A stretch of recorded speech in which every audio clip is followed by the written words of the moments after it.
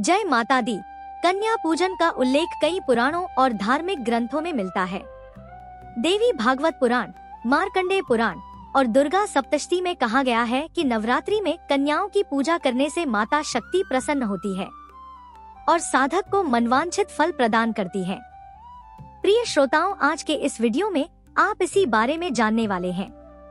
आप जानेंगे महाअष्टमी कन्या पूजन शुभ मुहूर्त, महानवमी कन्या पूजन शुभ मुहूर्त, कन्या पूजन की संपूर्ण विधि जिसमें कन्याओं को और बटुक भैरव को अपने घर पर आमंत्रित करने से पहले से लेकर आमंत्रित करने, उनका विधिवत पूजन करने, उनको क्या भेंट में दे और उनको विदा करते समय क्या क्या सावधानियां ध्यान में रखनी चाहिए, कौन कौन से उपाय करने चाहिए, कौन कौन से ऐसे संकेत होते हैं जब कन्या पूजन के समय ही आपको यह पता चल सकता है कि इस बार आपके ऊपर मां भगवती की कृपा होने वाली है।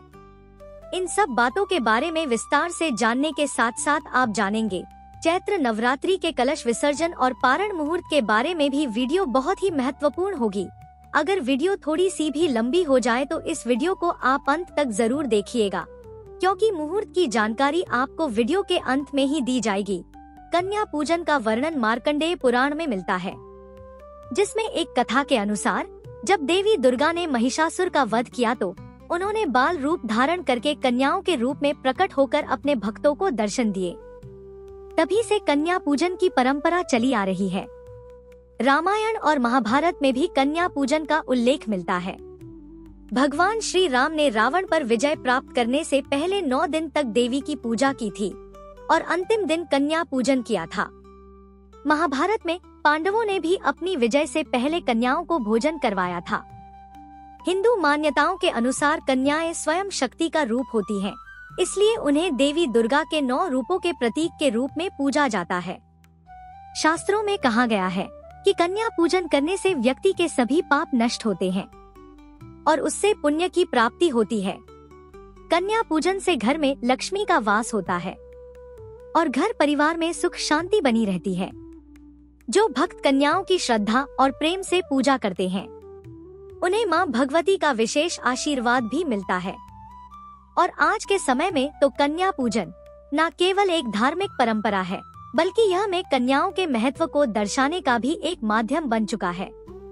कन्या भ्रूण हत्या जैसी सामाजिक बुराइयों के खिलाफ जागरूकता लाने और बालिकाओं को सम्मान देने के लिए यह एक बहुत ही प्रेरणादायक परंपरा है। कन्याओं को घर पर आमंत्रित करने की भी एक सही विधि होती है। कन्या पूजन नवरात्रि की अष्टमी या नौमी तिथि को किया जाता है, जिसमें छोटी छोटी बालिकाओं को देवी स्वरूप मानकर उन्हें आमंत्रित किया जाता है और सही विधि से कन्याओं को बुलाने से पूजा का फल कई गुना बढ़ जाता है।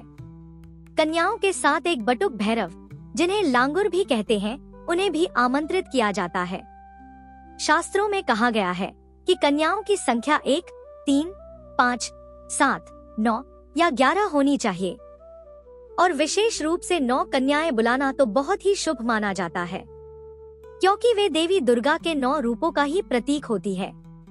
कन्याओं को आमंत्रित करने से पहले उनकी उम्र का भी ध्यान रखना होता है। जैसे 2 वर्ष की कन्या को कुमारी कहा जाता है, जो कि बाल्यावस्था में देवी का रूप मानी जाती है। 3 वर्ष की कन्या को त्रिमूर्ति यानी सर्वशक्ति की देवी का रूप मानते हैं। 4 वर्ष की कन्या को कल्याणी यानी मंगलमय देवी का रूप मानते हैं। 5 वर्ष की कन्या रोहिणी अर्थात शांति और समृद्धि का प्रतीक होती है। 6 वर्ष की कन्या चंडिका यानी माता दुर्गा का पराक्रमी रूप होती है। 7 वर्ष की कन्या शांभवी यानी शक्ति स्वरूपा होती है। 8 वर्ष की कन्या दुर्गा यानी महिषासुर मर्दिनी होती है। 9 वर्ष की कन्या सुभद्रा यानी सौभाग्य और समृद्धि दैनी होती है और 10 वर्ष की कन्या होती है देवी स्वरूपा।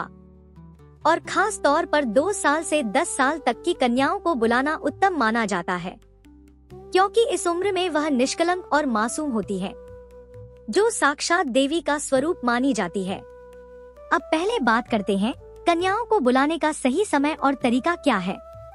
तो अगर हो सके तो एक दिन पहले ही कन्याओं को आमंत्रित कर लें, ताकि वह समय पर आ सके। अगर किसी विशेष कन्या को पूजा के लिए आप चुन रहे हैं, तो उनके माता पिता से अनुमति अवश्य लें कन्याओं को घर तक लाने के लिए विनम्रता और सम्मान का भाव रखें, उन्हें सम्मान सहित आमंत्रित करें और बताएं कि वह देवी पूजन का एक विशेष अनुष्ठान है। और कन्याओं के माता पिता को यह आश्वासन भी दे कि उनकी बेटियों का पूरा सम्मान होगा और उनके लिए उचित भोजन आदि की भी व्यवस्था होगी।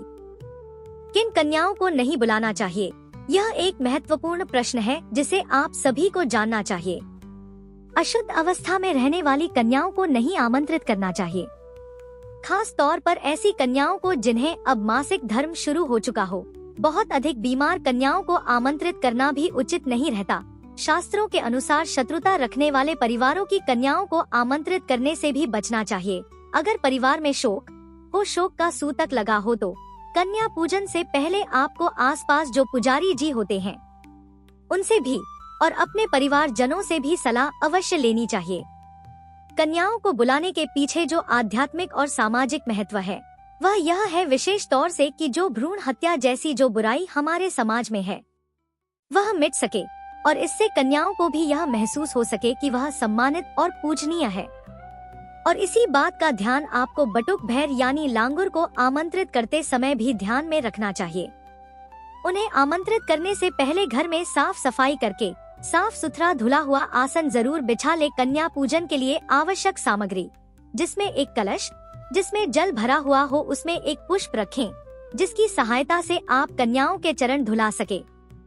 सुपारी, अक्षत, हल्दी, कुमकुम, रोली, दीपक और धूप, कलावा हाथ में बांधने के लिए, फूल और फूलमाला नैवेद्य भोग के लिए, फल और मिठाई या जो भी पकवान आपने बनाए हैं, खीर, पूरी, हलवा, चने और गंगाजल शुद्धि के लिए, कन्याओं के पैर धोने के लिए तांबे या स्टील का लोटा और थाली, आरती के लिए थाली, कपूर और दीपक, कुमकुम और अक्षत तिलक के लिए, चूड़ी, बिंदी, रिबन या गजरा श्रृंगार के लिए और वस्त्र अगर आप देना चाहे तो, नहीं तो आप लाल चुंदरी या दुपट्टा भी कन्याओं को दे सकते हैं। लांगुर के लिए एक साफ रुमाल, कोरा रुमाल आप उनके लिए रखें। भोजन और प्रसाद की तैयारी आप पहले से करके रखें ताकि कन्याओं को भोग में देर न हो। दक्षिणा के रूप में कुछ धन राशि जैसे शास्त्रों के अनुसार 11, 21, 51 या 101 शुभ होते हैं। इसके अलावा कलम, किताब, कॉपी जो शिक्षा के लिए शुभ मानी जाती है। और इन सब के अलावा आप टिफिन बॉक्स, खिलाने या फिर उनकी जरूरत का कोई भी सामान उन्हें गिफ्ट कर सकते हैं। पूजा से पहले स्नान जरूर कर ले, साफ स्वच्छ वस्त्र पहने, भोजन और प्रसाद बना ले और इसके अलावा सुबह की जो भी पूजा या हवन इत्यादि आपके घर में होता है वह हवन हो जाए। नवरात्रि के 8वें दिन को अष्टमी कहते हैं, जो विशेष रूप से महिषासुर मर्दिनी देवी की पूजा का दिन होता है और इस दिन को कन्या पूजन का दिन माना जाता है। अष्टमी तिथि में कन्याओं को भोजन कराना और उनका पूजन करना अत्यधिक पुण्यदायी होता है। नौमी तिथि जिसे नवमी पूजन कहते हैं, नौमी तिथि नवरात्रि का अंतिम दिन होता है और इस दिन विशेष रूप से कन्या पूजन किया जाता है। यह दिन देवी दुर्गा की पूर्ण विजय और समग्र शक्ति का प्रतीक होता है। नौवीं तिथि के दिन कन्याओं को भोजन कराने से और उनका सम्मान करने से संतानों को संतान सुख मिलता है और दरिद्रता का नाश होता है। कन्या पूजन कोई भी कर सकता है। यदि आपने नवरात्रि के पूरे उपवास नहीं भी रखे हैं तब भी आप अष्टमी या नवमी को कन्या पूजन कर सकते हैं। कन्या पूजन का सबसे शुभ समय क्या होता है?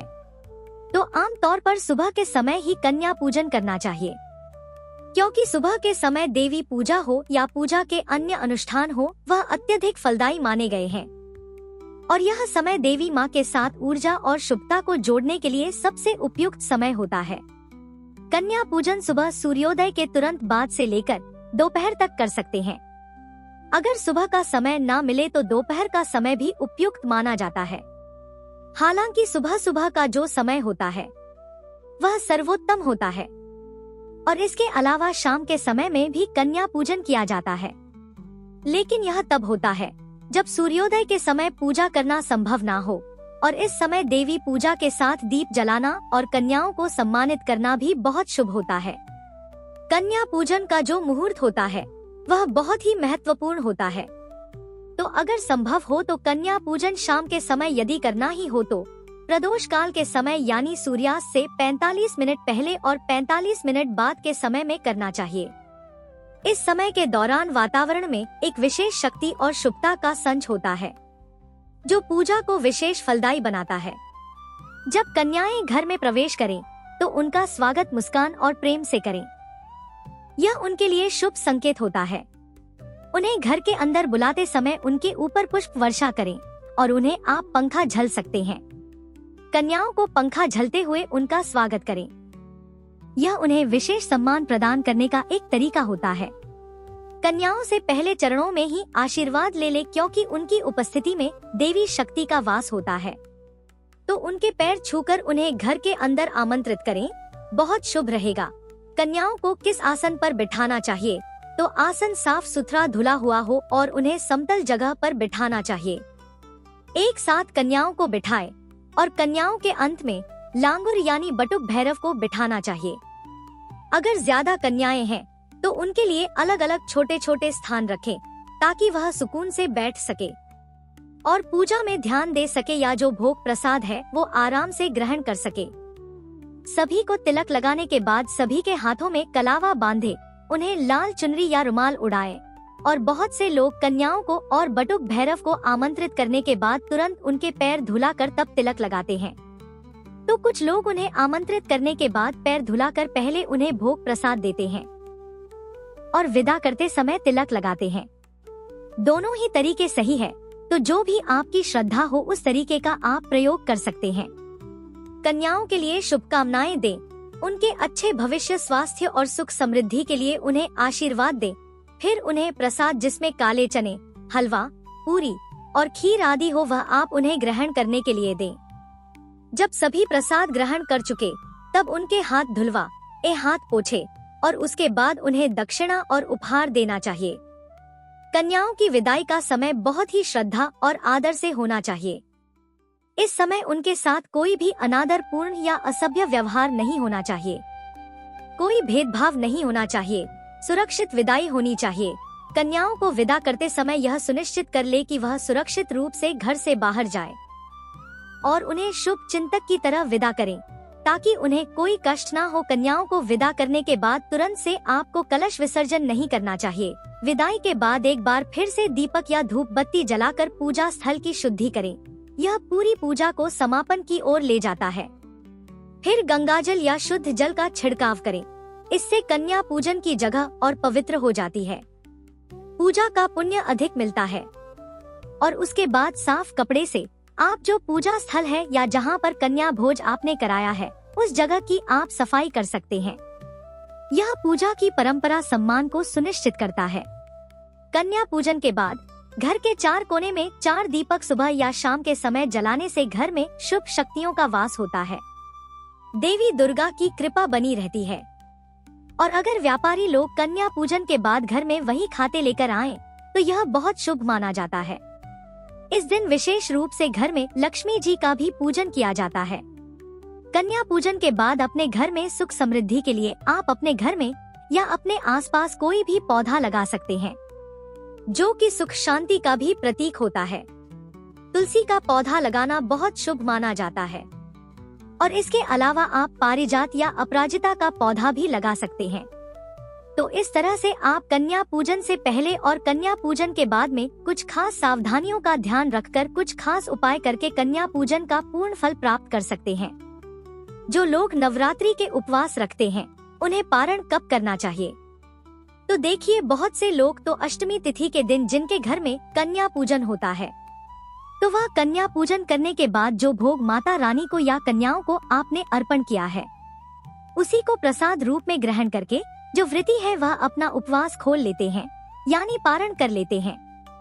तो कुछ लोग नवमी तिथि के दिन कन्या पूजन करके व्रत का पारण कर लेते हैं। लेकिन जो लोग माता रानी में बहुत ज्यादा श्रद्धा रखते हैं वह अष्टमी और नौमी तिथि को भी, चाहे उनके घर में कन्या पूजन उस दिन हो गया हो, उस दिन भी उपवास रखकर दशमी तिथि को ही व्रत खोलते हैं। यानी दशमी तिथि में ही अन्न और जो सादा नमक है उससे बना हुआ भोजन ग्रहण करते हैं। तो यह अपनी अपनी श्रद्धा पर निर्भर करता है। आप चाहे अष्टमी को कन्या पूजन के बाद या नवमी को कन्या पूजन के बाद पारण कर सकते हैं, या फिर दशमी तिथि में सुबह कलश विसर्जन करने के बाद व्रत का पारण कर सकते हैं। कलश विसर्जन अगर हो सके तो दशमी तिथि को ही करना चाहिए, क्योंकि नवरात्रि में सभी 9 स्वरूपों की पूजा करने के बाद ही जो कलश है वो हटाना चाहिए या माता की चौकी हटानी चाहिए। इस बार चैत्र नवरात्रि की दशमी तिथि यानी 10वां दिन 7 अप्रैल दिन सोमवार को पड़ रही है। नवरात्रि व्रत का पारणा और कलश विसर्जन इसी दिन किया जाएगा।